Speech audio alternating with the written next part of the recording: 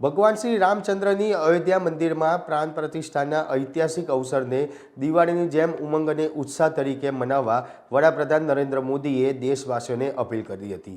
આ મુખ્યમંત્રી ભૂપેન્દ્ર પટેલે સંધ્યા સમયે તેમના ગાંધીનગર સ્થિત સત્તાવાર નિવાસસ્થાને દીપમાળા અને ફૂલ શણગાર સજાવી આ અવસરને વધામણા કર્યા હતા।